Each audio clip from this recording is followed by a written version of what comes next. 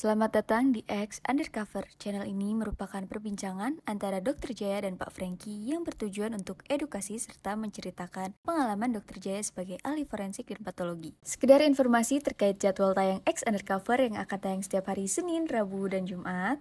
Maka dari itu, untuk mendukung channel ini agar selalu memberikan tayangan yang informatif dan edukatif, kalian bisa dukung kami dengan cara like, comment, subscribe, dan share. Dan selamat menonton!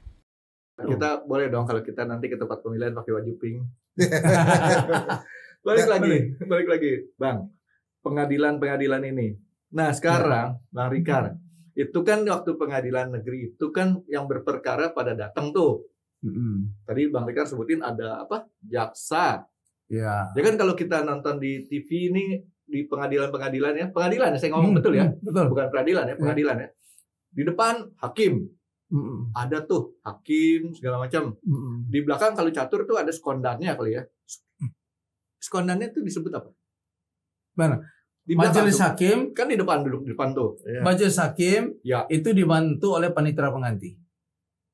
Mungkin itu yang duduk di belakang itu panitera. Bukan di samping kanan. Oh, di samping kanan. Dia tugasnya itu mencatat yang terjadi di persidangan dalam tanya jawab.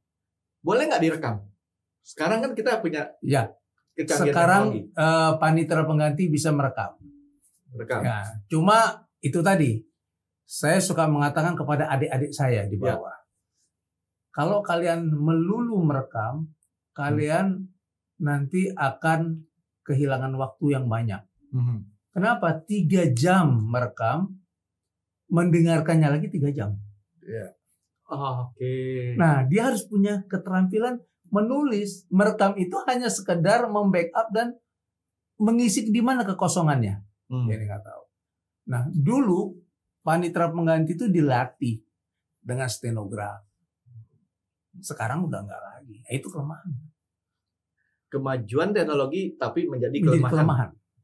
Karena ada yang dihilangkan. Ada yang dihilangkan. Banyak adik-adik kita kalau ketika saya setelah di pengadilan negeri ini kan suka mendampingi pimpinan ke wilayah kan. Kenapa berita acara belum jadi, belum ini? Susah Pak, ini begini-begini. Ya. Tapi pada saya udah merekam tuh jangan jadi kebanggaan gitu loh. Bang, berarti gini Bang, di depan terdakwa melihat hakim. Iya. Hakim 1 2 3. Iya. Ya kan? Sebelah kanan hakim tadi Abang bilang panitera, jajaran hakim agak ke belakangnya itu dia. Oh, yang tadi maksud saya itu panitera itu di sini ya, tidak di kursi jajaran ya? Tidak. Oke, pembisik. Beda. Sekarang mejanya panjang-panjang nggak bisa bisik. Kalau dulu iya bisa. Itu saya suka lihat ya. Zaman saya dulu masih bisa tuh. Di pengadilan kadang-kadang saya lihatin suka ada yang datang terus kemudian kasih ini berkas gitu kan ya. Oh itu ada lah petugas pengadilan yang membantu seperti security apa gitu ya. Berarti di depan itu kira-kira minimum ada 4 orang. 4 orang Bang ya. Terus kemudian di sebelah kanan hakim itu adalah meja jaksa. Ya, sebelah kanan meja jaksa atau penggugat. Ya. Perdata. Ya. Sebelah kiri ya kan penggugat atau jaksa ya. Itu ada majalah penasihat hukum. Atau pembela. Tergugat. Kalau dalam perdata. Oh, tergugat. Ada batasannya nggak? Kalau di depan kan ada batasannya 4 tuh Bang tempat duduknya. Hakim 1 2 3 sama pendera. Tapi jaksa ini ada batasannya nggak? Sama 4 juga belum tentu 3. 4 bila dipandang perlu bisa ditambah. Yang penting ganjil. Boleh jadi 5. Bisa 5, bisa 7. Tergantung kepentingan dan seberapa seriusnya perkara itu.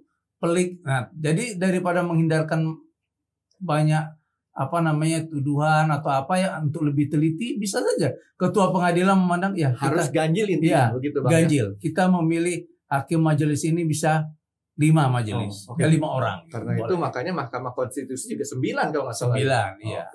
Jadi nggak penting itu, yang penting istilahnya kalau memang terlalu pelik itu masalah perkaranya. Dan hakimnya ada. Gimana Bang? Hakimnya ada, cukup. Hakimnya. Tapi benar loh, keluhan kami nih, kalau ahli kalau dipanggil ke pengadilan, pertama telat.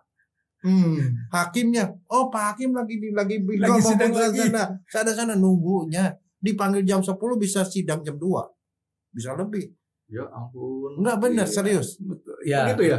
Ya, itu karena kondisi majelisnya dalam satu pengadilan itu sedikit. Perkaranya banyak. Kecuali kalau lagi ruangannya kurang. Kecuali kalau lagi di shoot TV tuh. Kalau di shoot ya, itu kan jadi prioritas karena menarik perhatian gitu loh kan. Tapi ada satu lagi Bang prioritasnya. Kalau perdata sama pidana pasti perdata dulu. Ya, karena cepat. Bukan karena ada duitnya banyak. Bukan. Duitnya sama aja, tergantung berapa biaya sekumnya. Ya kan surat panjar biaya perkara. Nah, ini istilah baru nih, Bang. Surat keterangan untuk membayar. Surat keterangan untuk membayar. Itu membayar yang membayar itu adalah orang penggugat. Yang mau misalnya Frankie mau menggugat seseorang. Ya. Biaya pertama itu ditanggung oleh Frankie dulu, bayar dulu. Penggugat nih ya? Penggugat, bayar dulu. Nanti kalau udah ingkrah itu baru dituntut. Kalau Frankie-nya menang, ya kan, baru biaya itu bisa dituntut kepada yang kalah. Gitu loh. Tapi kalau kalah, ya sudah. Hangus lah ya? Hangus lah, karena itu biaya itu sudah dipakai. Kan kalau perdata beda kan, itu biaya itu kan dipakai untuk ATK, persidangan, biaya panggilan, sidang, gitu kan. Tapi kalau ketika bersidang ternyata biaya itu berlebih, dikembalikan. Yang susah sekarang seringkali sisa panjar biaya nggak diambil. Nah, terus gimana tuh pertanggungjawabannya tuh? Ada kami bingung. Nah, ya kan ada menumpuk uang di kami kan? Nggak balance. Tapi sekarang kami surati dia dengan memberikan batas waktu untuk mengambil. Apabila tidak akan kami setorkan kepada negara. Kas negara. Ke kas negara. Nah itu kejadian. Saya ketika di pengadilan negeri sering. Kita katakan biaya. Dia nggak mau. Kenapa? Dia tinggalnya di Cirebon. Berperkara di Karawang. Ongkosnya lebih mahal. Gitu.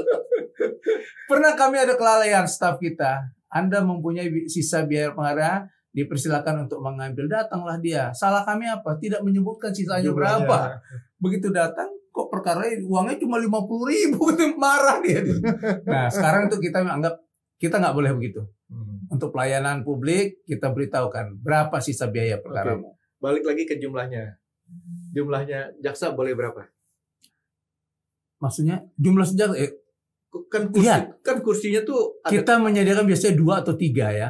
Tapi bisa jadi dalam satu persidangan yang menarik perhatian penting jaksanya lebih. Iya kan kasus-kasus yang saya tonton di TV itu kan jaksanya buset. Banyak. Di belakang ada lagi jaksa lagi. Kadang-kadang bisa jadi 2 lapis. 2 lapis. Hanya diambillah kursi ruang sidang lain.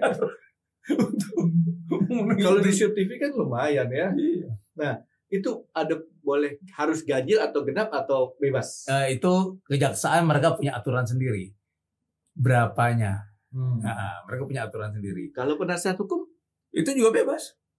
Nah, tapi ini hakim ya kan dia pengendali sidang bisa membatasi.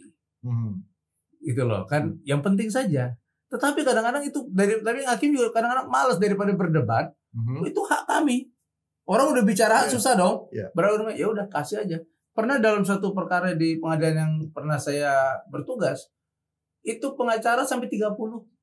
Akhirnya itu melingkar duduknya. Nah, Bang, itu kan ada yang sampai 100-an juga tuh kalau kita dengar tuh. Dokternya pernah nggak dengar? Wah, sekian puluh atau sekian ratus pengacara itu membela. Itu sering. Ini. Tapi yang datang kan cuman berapa? Mereka, gantian. Nah, yang pertanyaan saya adalah, setahu saya ada pengacara yang diperbolehkan masuk ke ruang sidang. Ada izinnya kalau nggak salah. Oh ya, betul ya Bang? Ya. Sekarang kan untuk seorang advokat advokat itu ada lisensinya. Dia boleh bersidang, beracara. Beracara ada lisensinya dan dia pernah disumpah. Harus sudah disumpah untuk itu. Kalau belum pernah dia tidak boleh. Jadi walaupun dia punya law firm, kalau dia tidak punya izin beracara, maka dia tidak boleh hadir. Tidak boleh hadir. Katakanlah sekarang ada Frankie and Associate. Iya. Frankie ini lulusan MIPA. Tapi dia bikin. Nah, kok bisa nggak? Ya, dia punya anggotanya itu sarjana hukum, punya license semua. Mereka ini yang bersidang. Frankie cuma label nama. Mungkin punya nilai jual gitu kan. jadi dia harus punya semuanya, hadir itu harus punya surat izin beracara. Gitu Makanya ketika bersidang, hakim kan memeriksa. Iya. Apakah ini orang yang berhak? Maka diminta mana surat kuasa, mana berita acara sumpahnya. Tapi itu menarik tuh yang tadi Bang Rika sebutin. Frankie Associates gitu kan ya. Boleh. Walaupun saya bukan lawyer, bukan sarjana hukum. Kan boleh aja. Kita bikin kantor pengacara bebek di udara, bebek terbang. Ya. Boleh kan? Itu kan nama persekutuan, nama firma, nama badan usaha kan boleh. Saya pengacaranya bukan pengangguran banyak acara, tapi pensiunan banyak acara. boleh. Saya baru tahu tuh. Jadi law firm itu tidak melulu istilahnya pakai seorang yang bergelar sarjana hukum ya. Iya. Ada satu kantor pengacara legenda, udah lama sekali, yang namanya tercantum itu sudah nggak aktif lagi, mungkin hanya terima royalti aja. Pemiliknya aja itu sudah berganti. Tapi tetap masih dipakai. Pakai nama dia, karena trademark itu sudah mendunia. Itu biasanya kalau di kalangan orang sarjana hukum ya ada yang sarjana hukum nggak punya gitu, dia situ jadi penasihat hukum namanya. Penasihat hukum memberikan nasihat hukum, tetapi dia tidak beracara gitu. Ada juga advice. Kan di kantor firma hukum tuh ada yang bersidang, ada yang cuma advisor, ada yang dia paralegal, ya kan? Dia itu kayak semacam asisten, yang sifatnya survei atau apa. Tapi kan artinya yang ada di ruangan sidang ini semuanya adalah yang beracara ini adalah sarjana hukum. Sarjana hukum dan advokat. Advokat itu ada sekolahnya ya, lagi. kalau pengacara yang membela atau mewakili pihak itu harus advokat. Hanya profesi itu yang boleh bersidang. Jadi itu yang berhadapan dengan hakim, ya itu harus advokat. Bukan sekedar sarjana hukum. Bukan sekedar sarjana yang hukum. punya license beracara. Kalau dia sudah punya license beracara dan sudah disumpah, dia bernama advokat. Oke. Jadi dia ada sekolahnya khusus, Frankie. Habis itu dapat sertifikat dari negara. Walaupun sudah sertifikat, disumpah dulu. Sebelum disumpah dia tidak bisa beracara. Makanya kalau kami itu kalau bersidang gitu ya. Oh Pak Frankie, oke. Kuasa hukum siapa? Si Fulan, oke. Mana surat kuasanya ini? Mana berita acara sumpahnya ini? Diperiksa, mana kartu anggota? Iya diperiksa. Nah misalnya saya nih Frankie, saya kan sarjana hukum.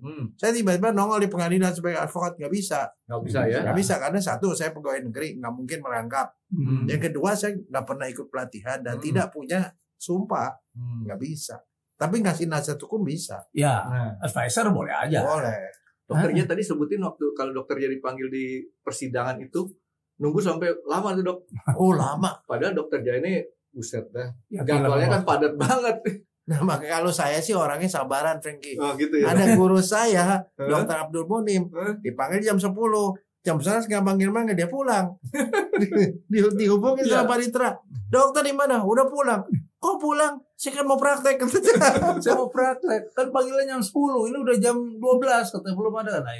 Nah kenapa itu terjadi? Pertama, di setiap pengadilan itu ruang sidangnya terbatas. Apalagi kelas 2 itu rata-rata ada cuma 2 ruang sidang. Nah, paling banyak ada 6 gitu ya ruang sidang. Itu ininya. Terus majelis hakimnya. Katakanlah kayak pengadilan negeri tertentu yang hakimnya ada 60. Biasanya dibagi 3-3 kan.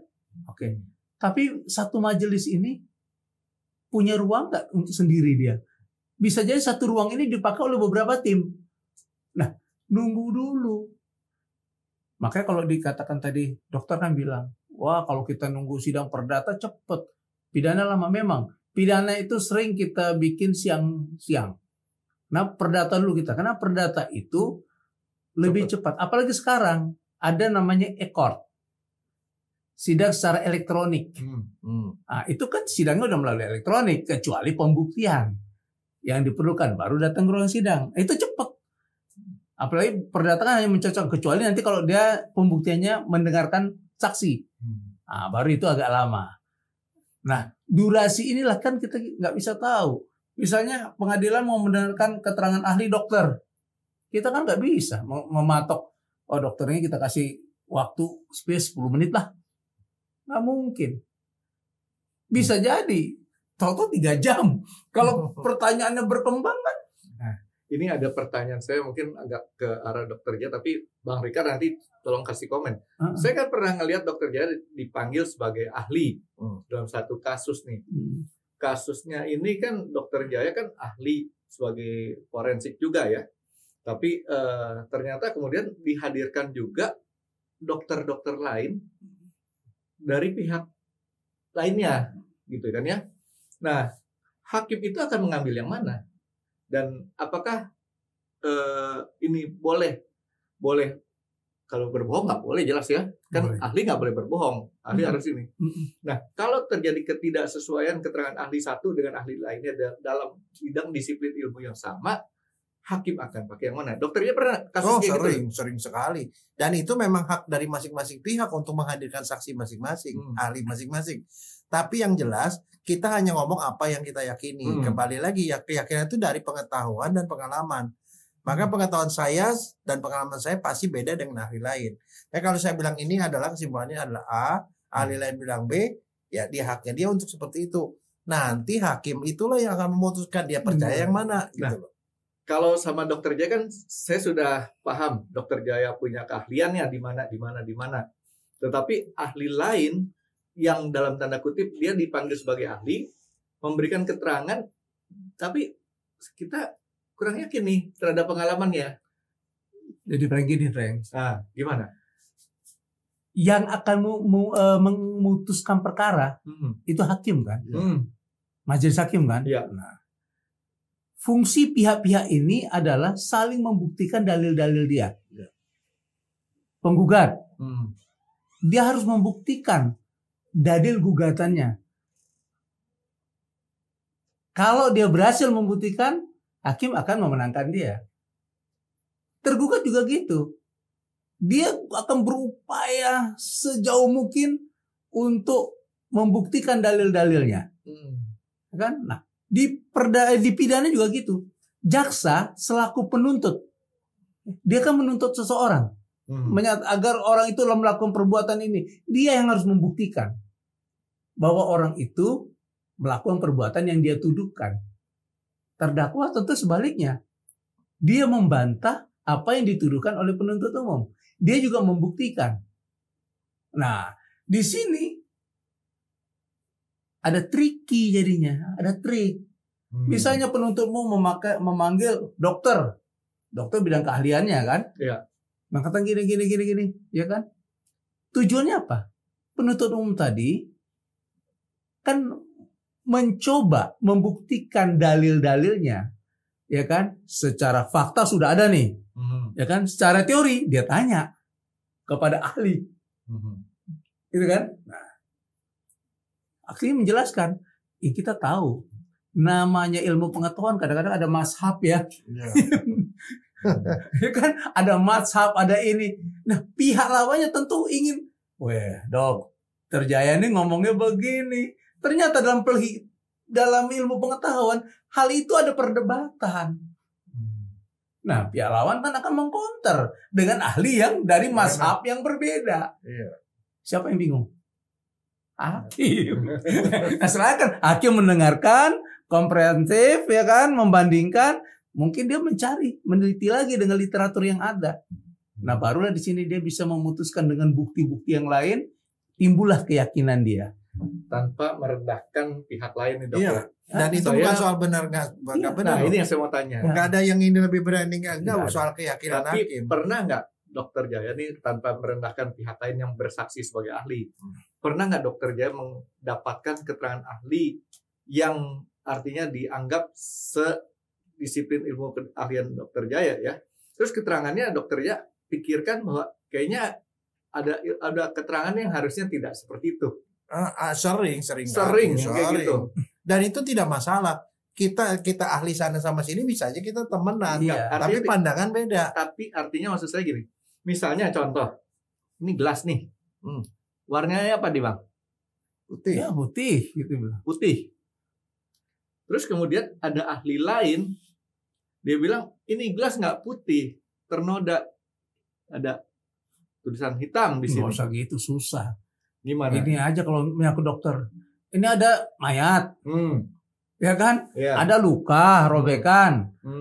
Kan dinilai dokter Jaya bilang ini misalnya kan tajam sehingga menembus ini, ya kan, menyebabkan kematian.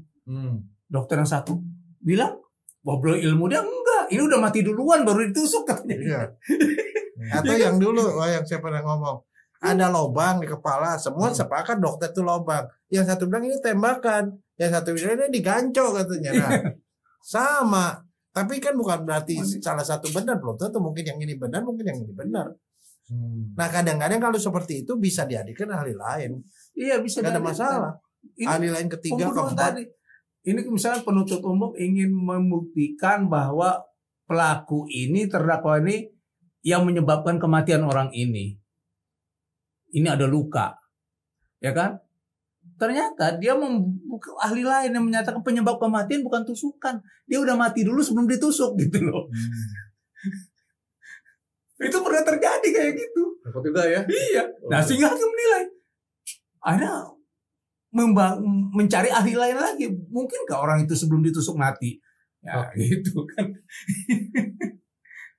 Bisa bego nih.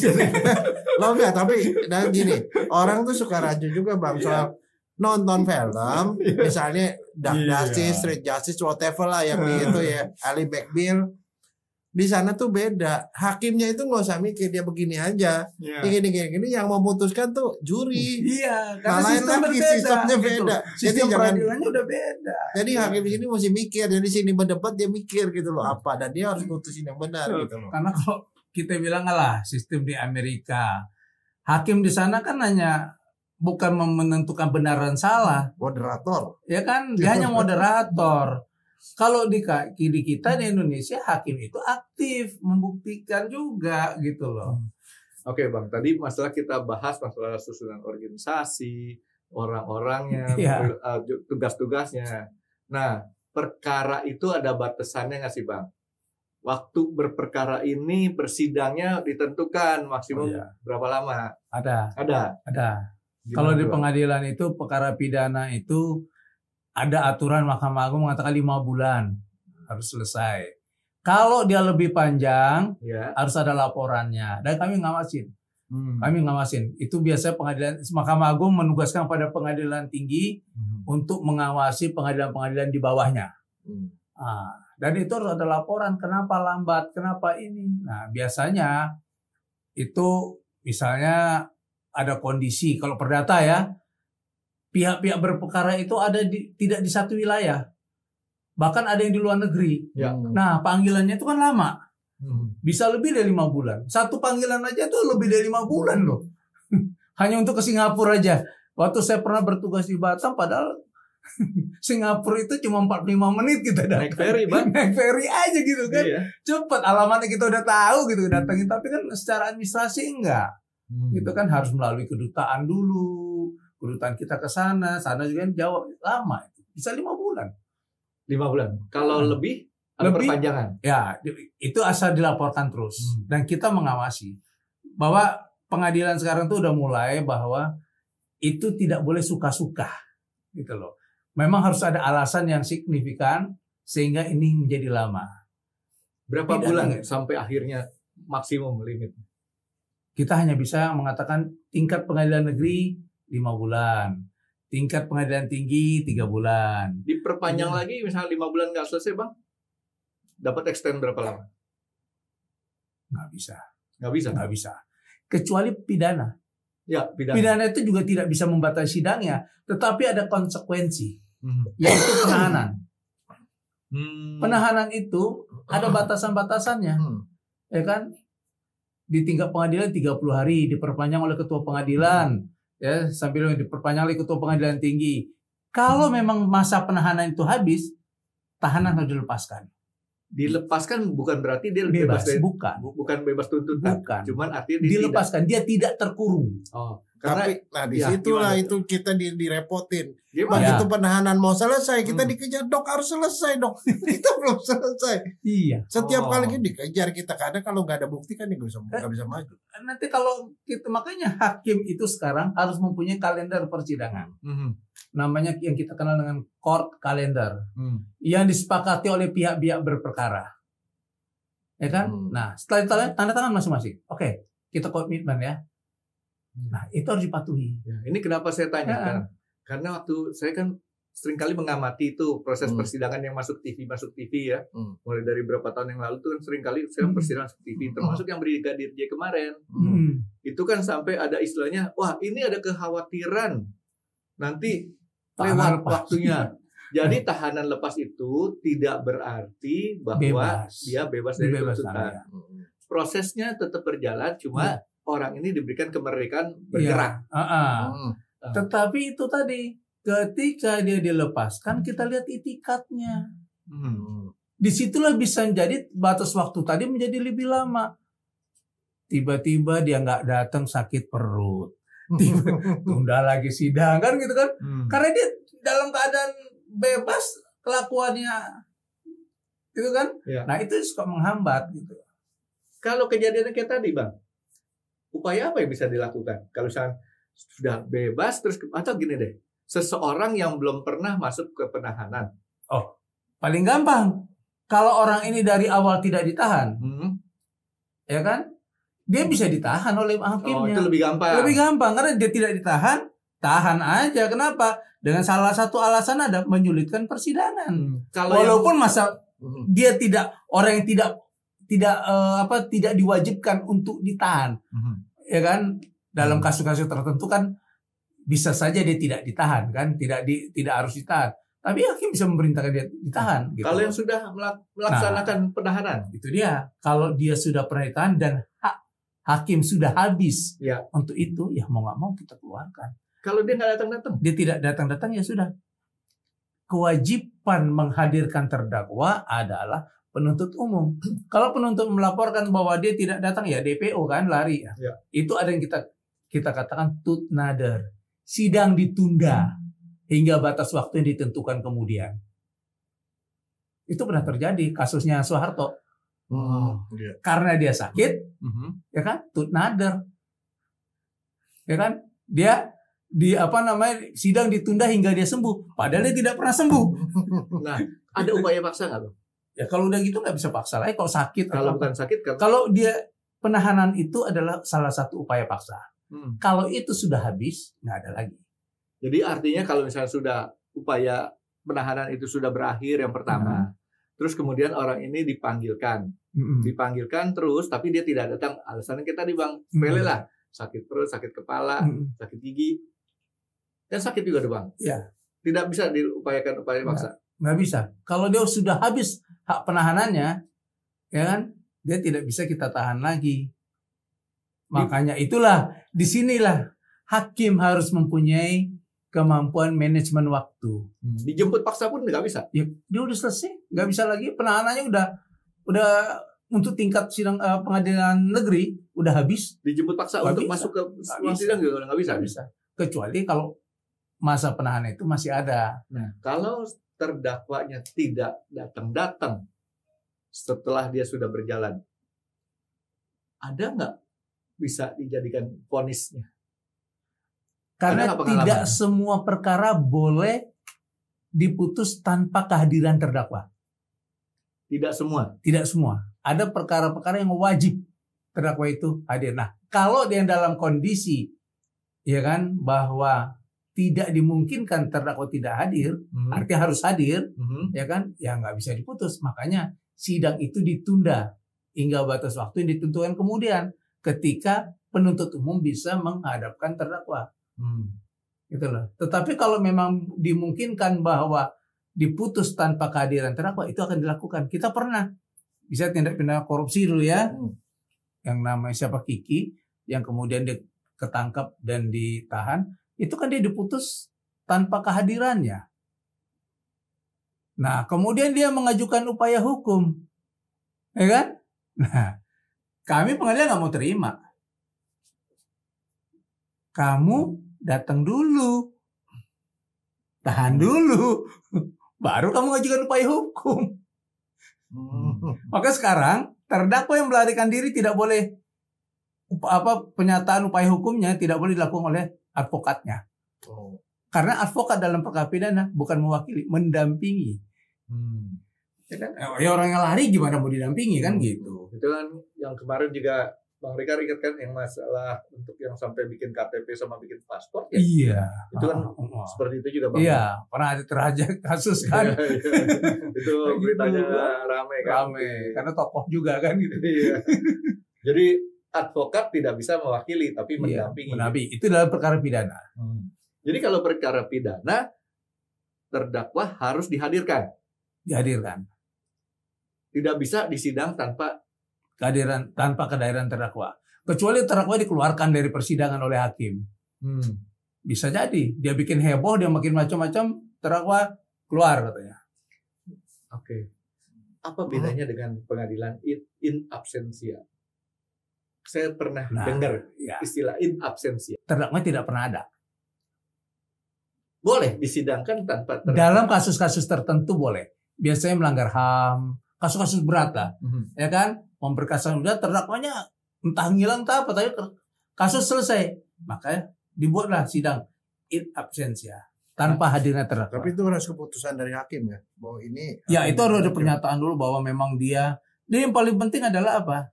Undang-undang membolehkan. Tidak Terus kalau semua. misalnya alasannya misalnya si terdakwanya ini akan bikin heboh karena pengunjungnya terlalu banyak apa segala macam, oke dibikin kita in absentia boleh? Nggak bisa juga. Nggak bisa. Nah, itu ya tugas pengamanan, kita tanya tugas pengamanan. Makanya kayak waktu zaman dulu, waktu kami masih bertugas selatan, kita pernah bersidang di kantor polisi di aulanya Polres.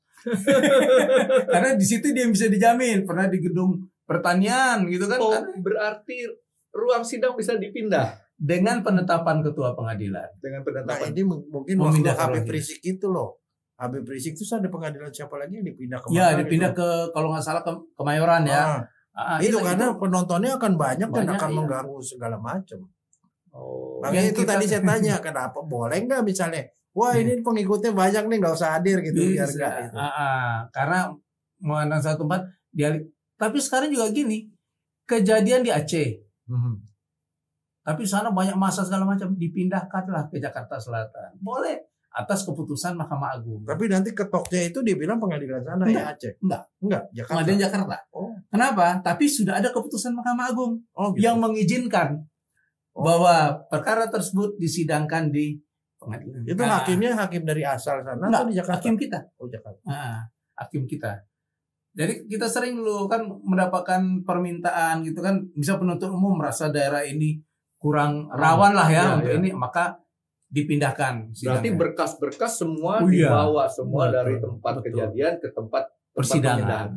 Terdakwanya juga begitu. Yang kerepotan itu kesian penuntut umum menghadirkan saksi-saksinya. Mungkin saksinya kan banyak di sana. Iya. Tapi didatangkan. Nah, Bang Rikar, kita kan pernah melewati yang namanya pandemi Covid. Ya. Akhirnya semua sidang saat itu Bang ya, pakai online. Iya. Kenapa nggak dipakai online aja sekarang seterusnya? Apa keuntungan kerugiannya online Karun?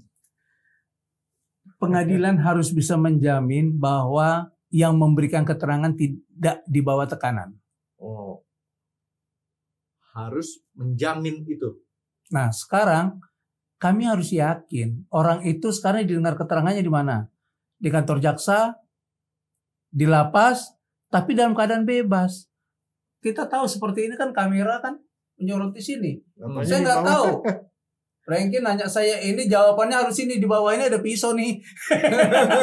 Kan nggak kesorot tuh. Tapi kan kayak tadi. Nah itu sebenarnya prinsipnya, ya kan. Menjamin. Tapi ketika masalah pandemi kemarin, Mahkamah Agung membuat keputusan sidang secara elektronik, ya kan. Tapi yang boleh siapa aja Bang? Maksudnya apakah cuma terdakwanya boleh, saksinya boleh, atau semua boleh? Semua itu nanti ditentukan oleh hakim. Cuma ada kelemahan, ya kan. Kayak kami dulu di satu pengadilan ya, kami mampu, kami bisa, tapi penuntut umum nggak mampu, nggak bisa. Kenapa? Dia mau saksi keterangan itu kan dari rutan misalnya, rutan tidak punya fasilitas itu, internetnya nggak ada, bahkan ada sidang masa dia pakai laptop gitu loh, kameranya lah. Kita kan menjamin bahwa dia itu tidak dipengaruhi oleh siapa-siapa memberikan keterangan. Bagaimana? Tapi sekarang yang mau nanya, dasarnya Mahkamah Agung bikin itu apa? Karena kan itu sebenarnya tidak sesuai dengan KUHAP. Nggak sesuai. Tapi itu kondisi. Itu kondisi. Tapi boleh, sekarang kita mencoba mengikuti perkembangan zaman. Dimungkinkan, makanya dibuatlah berbagai aturan yang aturannya setiap saat berubah. Oh, berubah. Ya kan, kita lihat kemungkinan. Karena kami juga nggak bisa memikirkan bahwa kami mampu. Mitra kami mampu nggak? Saya punya pengalaman sekali loh yang jadi saksi, jadi ahli di online. Waktu itu masih pandemi. Saya diminta di luar pulau. Kalau itu perjalanan bisa berapa hari? Saya bilang aduh nggak mau, saya udah tua masalahnya. Bukan apa? Saya udah pernah kena COVID kedua kali kan. Lah, saya bilang online. Dia nggak mau. Orang sarjana hukum mah kagak terima online. Saya bilang terserah, cari aja orang yang mau offline, saya bilang. Nah kebetulan pas ada ahli lain dari Jogja, profesor udah lebih tua dari saya, dia bilang juga nggak mau, saya nggak mau, ahli hukum pidana. Akhirnya dia minta online, akhirnya saya diizinkan online. Cuman abis itu saya jadi bingung, sumpahnya gimana, apa segala macam yang tidak ada di dalam KUHP. Ya terus dia bilang gini, ambillah Alkitab, kata Alkitab pegang begini, ya kita sumpah sendiri begini. Di sini pakai jas, di bawahnya celana pendek, pergi enaknya itu di rumah. Boleh disumpah, ya kita harus menyumpah. Tapi itu pengalaman itu kalau bahasa itu baru pertama kali itu kayak gitu. Menarik juga sih sebenarnya. Kita memang mau mengarah hal-hal yang bisa mudah, tapi ternyata kita juga harus berpikir hal-hal yang yang dimungkinkan nggak itu. Jangan nanti persidangan itu menimbulkan kecurigaan. Ya kan, tudingan-tudingan. Itu tadi kenapa? Sejauh mana majelis hakim itu bisa memastikan bahwa terdakwa atau saksi yang didengar keterangan itu dalam keadaan bebas.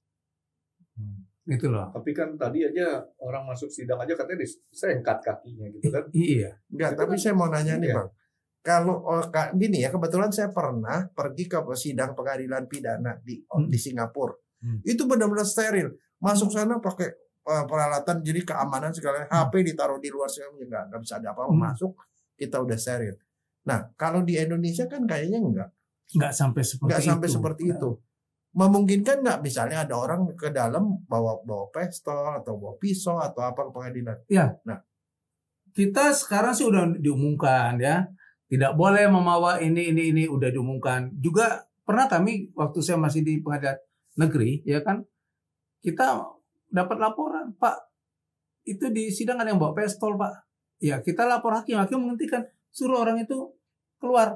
Tapi nggak ada penjagaan gitu ya, seperti orang. Nggak semua tempat ada. Nah, kita juga kayak Jakarta Selatan ada bantuan detektor tuh dari Densus. Nah, waktu saya di Jakarta Barat juga begitu di Densus. Tapi mungkin kasus tertentu kan. Kasus tertentu, terorisme atau apa. Kasus-kasus umum enggak, tapi sekarang kita udah mulai lah. Seperti kan di pengadilan itu ada tiang bendera ya. Iya. Bendera. Nah, sekarang kita harus paten. Oh. Karena kejadian di Sidoarjo kalau nggak salah itu pengadilan agama itu. Ya. Tiang bendera dicabut dijadikan alat untuk nusuk. Oh. Iya. Oh gitu. Pernah kejadian. Nah setelah itu ya kita buka peraturan. Ruang sidang begini. Nah ini harus permanen. Bangku harus permanen. Ini harus permanen. Tapi ada kemungkinan ini kalau sepatu lempar itu masih bisa ya? Masih sepatu dipakai orangan. Soalnya ada kejadian kan ya, ada kan. Bangku kan pernah kejadian gitu kan. Asbak ini ikat pinggang. Ya kan pernah kan kalau ngabisin hakim begitu kan pernah. Nah, tapi ya kita selalu membuat aturan pengamanan. Istilah kami sekarang kan kami ikut ZI ya, ada manajemen resiko. Nah, itu masuk di situ kita berpikir. Balik ke dalam online sidang. Yang lebih diuntungkan dengan menggunakan online sidang tuh pihak yang mana, Bang? Ya jelas para pihak yang bersidang. Ya, artinya pihak yang menuntut atau pihak yang dituntut. Apa? Sama aja. Kalau kita bilang mana yang diuntungkan, semua diuntungkan. Semua diuntungkan harusnya. Dari itu kalau online siapa yang diuntungkan, Bang? Ada nggak pihak yang diuntungkan kalau dalam menggunakan online itu? Artinya mengarah ke siapa? Tidak. Kecenderungannya. Kita menggunakan online atau tidak online itu adalah situasional. Ya kan kondisinya. Jadi tidak ada lagi, harusnya berprinsip kita semua diuntungkan. Nah sekarang ada sidang online, yaitu yang kita namakan dengan e-court. ya kan, persidangan secara elektronik, itu perdata udah. Itu keputusan dari majelis hakim. Ada, itu ada peraturan Mahkamah Agung. Oh, mengatur tapi itu. yang hakimnya itu yang memutuskan. Nah, kalau itu tidak lagi. Bahkan kami sekarang mewajibkan perkara perdata gugatan secara online. Oh, secara ekor. Mewajibkan. Ya, jadi misalnya Dokter Jaya, Franky ingin menggugat seseorang di Solo. Nggak usah pergi ke Solo. Buka aplikasinya. Daftarkan di situ. Ya kan, ajukan, daftarkan di situ. Dari aplikasi itu upload dokumen yang dibutuhkan. Nah kan nanti keluar virtual account-nya, bayar melalui account, melalui m-banking. Ini wajib. Sekarang kita udah wajibkan. Ini baru saya tahu dong. Ada ekor perdata, peraturan untuk perdata. Jadi kita nggak perlu daftar ke tempat kita Nggak menggugat. perlu. Tapi nanti pengadilannya? Ya, nanti pengadilan akan memeriksa memeriksa segala macam. Udah oke, kami verifikasi. Oke, perkara Anda terdaftar. Anda diberi waktu, ya kan, untuk apakah mau mengajukan perubahan apa tidak. Ya kan? Kita kasih waktu untuk perdamaian. Gagal, kita kasih tahu pihak tergugat. Anda diberi waktu sampai tanggal sekian untuk mengajukan jawaban. Nanti dia masuk upload. Begitu udah upload pada hari yang udah ditentukan, kita beritahu penggugat, Anda bisa menanggapi dengan replik hingga tanggal sekian. Semua itu secara elektronik. Andai kata ada pembuktian yang harus hadir, baru itu kita tentukan. Sidangnya hari ini tanggal sekian, datang. Misalnya mau mendengar keterangan saksi atau apa gitu kan. Mencocokkan bukti. Nah, kalau keterangan saksi Dokter Jaya ini kan kasusnya beda ya, pidana ya. Iya. Perdata bisa juga, Dok. Ya, perdata lah, bisa juga. Ini saya mau ngomong perdata. Perdata kan tadi diwajibkan untuk pakai ekor. Ya kan? Ya. Sebisa mungkin atau gimana lah ya.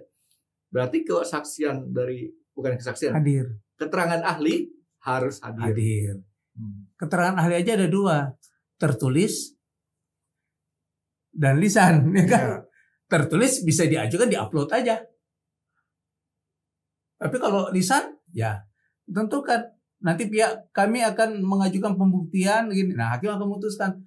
Akan dipanggil pihak-pihak, datang hari ini tanggal sekian untuk mendengarkan keterangan ahli. Gitu.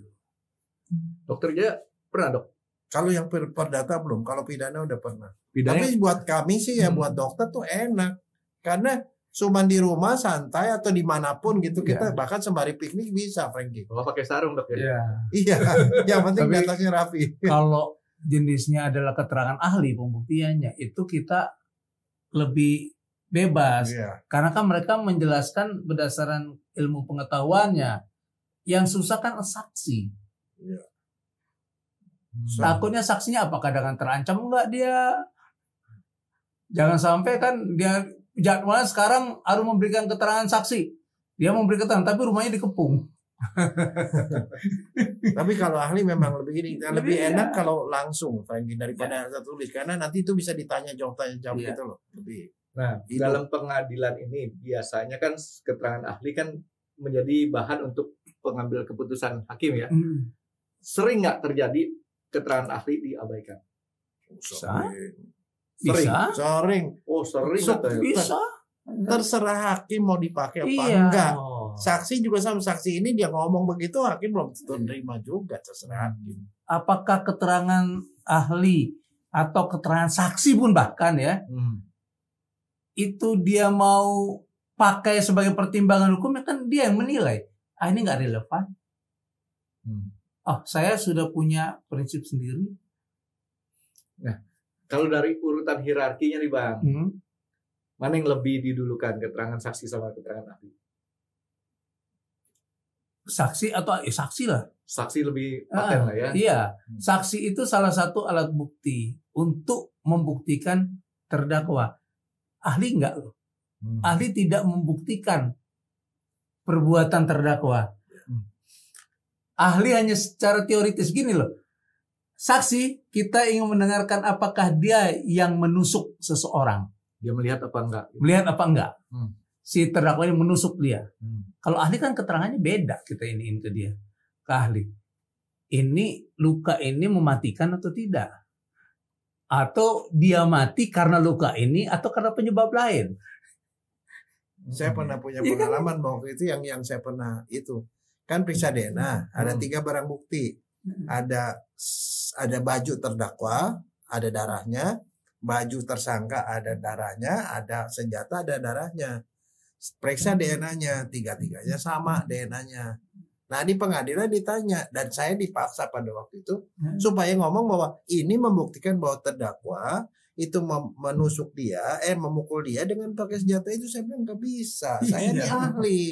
Saya cuma bilang bahwa benda ini kena darah dari orang yang sama. Selebihnya gitu tanyalah saksi bukan saya. Karena itu bukan saya, kalau saya ngomong gitu berarti saya ngomong di luar kewenangan saya. Gitu loh. Itu beda sekali. Jadi baik ini kan dalam acara peradilan ya, itu kan keterangan terdakwa, saksi dan ahli itu kan disumpah. Ya. Hakim terdakwa tidak. Terdakwa punya hak bohong. Serius nih? Serius. Jadi nggak disumpah. Hak loh. Iya, dia punya hak untuk membela diri, dia berbohong, nggak menjawab segala macam. Tapi kalau saksi harus memberikan keterangan yang sebenar-benarnya. Apabila dia berbohong, dia dituduh melanggar dan tidak pidana sumpah palsu. Yang tidak disumpah waktu di sidang itu hakim, jaksa, pengacara sama. Jangan salah, hakim ketika menjalankan tugas dia sudah disumpah. Menduduki jabatan, panitera begitu, jaksa begitu, advokat kan? Juga iya. Satu kali kan? Karena lain, profesional. Karena yang lain belum tentu. Bukan, karena ini profesi. Ya, profesi ya. Nah, sekarang Bang Rikar pernah ingat nggak ada satu kasus di mana saksi itu berbohong? Ya. Ya, masuk TV tuh. Ya. Dan kemudian katanya, oke, kita akan layangkan gugatan ke pengadilan mengenai kebohongan si saksi ini. Nah, saksi berbohong itu, kalau dia berbohong itu haruskah diadukan oleh pihak yang beracara di situ, atau bisa serta-merta langsung digugat sama hakim atau sama siapa tuh? Ya, kalau dia sudah dinyatakan berbohong, harusnya bisa langsung ditindak.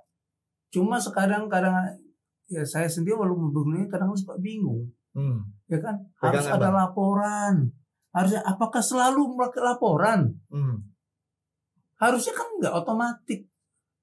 Ya. Gitu loh. Nah, tapi enggak tahu sekarang semua prosedur harus laporan. Bahkan polisi yang menemukan sesuatu harus membuat laporan. Aneh. Ya, bagi saya sih aneh. Karena kalau kita yang pernah di luar kan enggak otomatis itu. Tindak pidana yang bersifat umum otomatis dilakukan penyelidikan dan pemeriksaan lanjutannya gitu loh. Maka kita juga ketika hakim sudah menyatakan, andai kata hakim menyatakan bahwa Anda berbohong, dulu keterangan Anda begini sekarang begini, otomatis itu harusnya diperiksa. Tetapi kalau itu yang menuduhkan seseorang, memang harus dilaporkan. Nah, ini kenapa saya tanyakan, Bang. Kan keahlian Dokter Jaya ini kan keahlian yang istilahnya sifatnya berdasarkan kenyataan. Nah, kalau dilawan sama seseorang yang berbohong, tentunya ini kan ya percuma lah keahlian seorang Dokter Jaya. Ya kan? Misalkan kayak tadi Dokter Jaya bilang yang kasus yang digancok itu, Dok. Ya kan? Digancok. Sementara misalnya ya, ada saksi yang melihat, saksi yang berbohong. Dia bilang, saya lihat kok dia tembak. Nah, tadi kan saya tanyakan juga sama Bang Rikar, urutan yang lebih kuat adalah si saksi. Tapi saksi ini bohong. Sedangkan Dokter Jaya memberikan keterangan seada-adanya gitu kan ya. Kadang-kadang kita rancu juga begini ya. Saya sengaja dalam teoritis, secara teori ya, pembuktian keterangan saksi itu harus ada 2 saksi. Iya. Saksi untuk membuktikan satu perbuatan itu minimum harus ada 2 saksi. 2 saksi yang bagaimana? Itu bukan saksi yang menerangkan hal yang berbeda. Misalnya tadi menembak, itu 2 orang saksi yang melihat seseorang menembak. Ya kan? Baru itu menjadi satu alat bukti. Gitu loh. Tapi kalau yang melihat cuma satu, yang satu lagi menyaksikannya, hanya melihat bahwa yang menembak itu lari gitu kan, itu kan tidak membuktikan bahwa yang menembak itu si A gitu. Oleh karena itu ada satu kasus kemarin tuh sampai 3 orang saksi atau 4 orang saksi ngelawan 1 orang terdakwa. Iya. Nah seringkali ya kan saksinya itu kurang, sehingga mencari keterangan yang saling berhubungan untuk menjadikan suatu rangkaian. Nah, disinilah kadang-kadang keterangan ahli dibutuhkan. Apakah ada kewajaran apa tidak, segala macam. Jadi, makanya kita kalau baca berita, kadang-kadang, itu kan saksi udah membuktikan begini. Padahal keterangan oke lah, 3, 4, 5 saksi, tetapi ternyata memberikan keterangan yang berbeda sebenarnya. Ya, kalau yang kemarin kan ada beberapa kasus ya, yang saya pernah tonton juga kan, saksinya mereka kan dalam tanda kutip diragukan. Iya. Dan saksinya ini banyak, bersepakat gitu kan, sehingga membuat hakim jadi bingung mungkin ya. Kadang-kadang gini loh, yang melihat itu cuma 1, yang lain itu tidak melihat menembak, hanya melihat orang ini lari bawa pistol, atau dia mendengar dari yang nembak, ya kan, atau dia mendengar dari orang lain yang nembak itu dia gitu loh. Yang itu juga katanya lagi. Iya, gitu kan. Ini digabung, itu kan ada saksinya banyak katanya. Padahal yang saksi itu cuma 1 gitu loh. Yang melihat menembak itu cuma 1. Yang lain tuh hanya melihat, saya nggak ngelihat dia menembak Pak, cuma saya ngelihat dia lari pegang pistol. Itu kan udah beda. Jadi artinya yang saya mau takut di sini, artinya tidak serta-merta seorang saksi palsu ini dihukum. Ya. Karena kemarin kan sampai ada ancaman ini 7 tahun loh kalau salah itu betul. Iya, ancamannya begitu. Ancaman 7 tahun kan. Tapi sampai sekarang saya belum dapat beritanya lagi, infonya juga. Mungkin apakah itu sudah masuk ke dalam proses atau enggak? Kita nggak tahu apakah nanti memang bisa dibuktikan menjadi bukti permulaan cukup untuk dibawa ke pengadilan, kan itu kan belum tahu. Jadi artinya sekarang itu SOP-nya ada laporan. Ya. Tanpa laporan itu belum bergerak. Dan kalau hakimnya sendiri dia bilang kamu memberikan kesaksian palsu gitu kan? Nah, silakan penuntut umum mengambil alih. Kan hakim udah mengatakan ini memberikan keterangan palsu dong gini-gini. Silakan diproses, entah penyidik atau penuntut umum untuk melakukan itu tanpa disuruh. Ya, tanpa disuruh. Tapi dia melakukan penyelidikan dong. Iya. Apakah benar nggak dugaan tadi, gitu loh. Okay. Ya kan? Jadi itu kalau di ruang sidang sampai persepsi di masyarakat adalah polisinya datang, hakimnya datang ke polisi membuat LP. Iya. Mana mau kan? Iya, Bang. Kerjaan udah banyak. Otak saya tadi mikir gitu dong. Harus bikin LP dulu gitu kan? Laporan polisi kan ya? Iya. Masa hakimnya datang ke kantor polisi? Nah, itu kalau dia datang ke situ kan dia sebagai pribadi dong. Bukan fungsi dia kan di situ, ya udah. Pihak yang berwenang mengambil alih itu, harusnya demikian. Bang Rikar capek nggak selama 30 tahun lebih, hampir 40 tahun Bang ya? Bosan. Nggak capek tapi bosan ya? Bosan jenuh.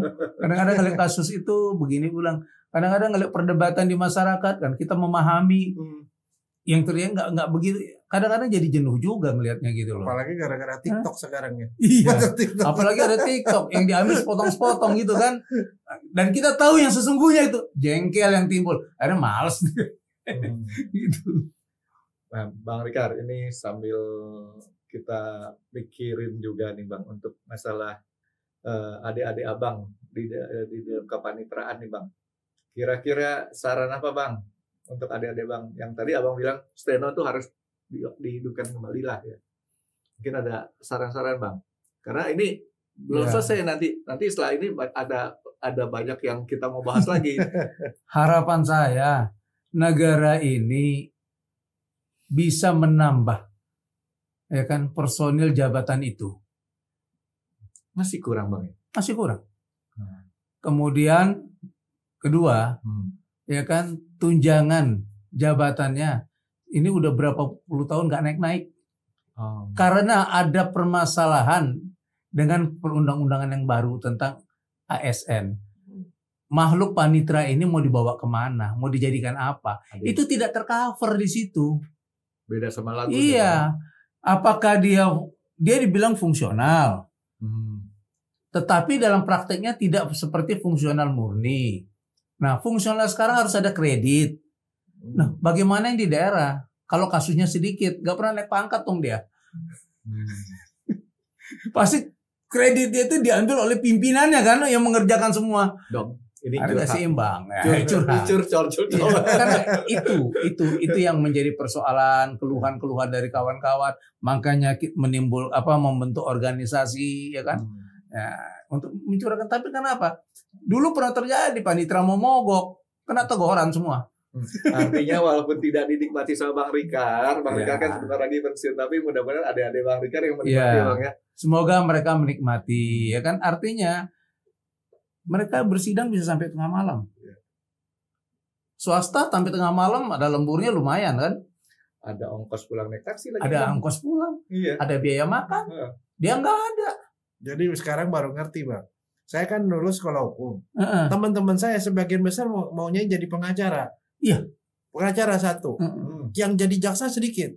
Jadi hakim sedikit. Apalagi jadi panitera. Nggak ada tuh kita mau jadi panitera. Nggak ada. Ngomong-ngomong Bang Rikar dulu sekolahnya di mana Bang? Maksudnya? Fakultas hukumnya? UI. Wah, ini senior saya kebetulan. Senior. Di UI saya. Dia hukumnya duluan, tapi saya kedokterannya duluan. Nah, ini yang tadi saya cuma dulu kenapa nggak mau ke hakim? Pada masa itu, ya kan ya, suasana belum seperti sekarang dan kita nggak mau lepas dari ibu kota. Lihat Monas. Karena dulu kalau udah jadi hakim ke daerah, Monas, ya kan, pengadilannya juga gedungnya jelek, rumah dinas nggak ada. Hidup tuh tergantung dengan BRI. Padahal BRI paling banyak tuh banknya tuh. Iya, tergantungnya kenapa? Tiap bulan ambil pinjaman, tiap bulan lunasin. Nah ini buat supaya sekarang udah bagus. Yang nonton kita bingung nih, biar mereka mikir sendiri. Siapa di antara Dokter Jaya sama Bang Rikar yang lebih senior? Dokter Jaya, alumni UI masuk kedokteran tahun 90. Ya kan? Kedokteran 80 dok ya. Bang Rikar FH 81. Siapa yang lebih senior?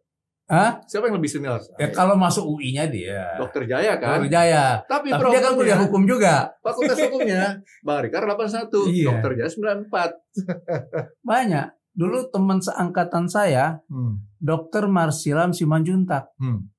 Pernah jadi jaksa agung atau menteri dia kan? Menteri. Menseknek lu kan? Dia itu dokternya udah jauh. Mungkin dia angkatan 70 kali. Atau 70. Tapi fakultas hukumnya sama 81. Sama bareng kita samping-sampingan kuliah. Cuma lucu. Dia khusus mengambil hukum tata negara. Nah, itulah dokter berpolitik. Itu ada senior saya tuh Prof. Agus Purwadianto, itu kakaknya Sri Mulyani, itu ngambilnya hukum tata negara. Iya. Jadi dia masuk ke tata negara berarti TUN ya? Bukan. Jadi kalau di Fakultas Hukum UI ya ada pidana, ada perdata, ada praktisi hukum, pidana perdata, terus tata negara, tata niaga. Padahal peradilannya cuma 3, tepat tadi. Ya. Tapi fakultasnya jurusannya lebih banyak. Keilmuan.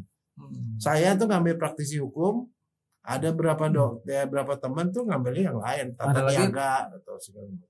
Transnasional ya, hukum internasional. Ada lagi. Yang penting jangan pakai jurusan hukum rimba aja. Hukum karma. Hukum karma. Oke, Pak Rikar. Kering Bang. Oh iya. Ntar kita ngopi sebentar, habis itu kita lanjut lagi Bang ya. Oke.